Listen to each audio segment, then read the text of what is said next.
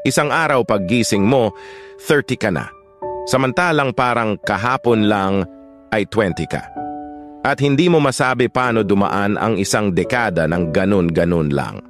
Ang tanging masasabi mo ay parang kailan lang. Pakiramdam mo wala naman nagbago, pero patuloy kang naninibago sa kalagayan mo. Unti-unti mong naiisip ang mga pangaral ng mga magulang mong tugma sa kinaroroonan mo ngayon. Lahat ng kahapon ay aral sa buhay mo.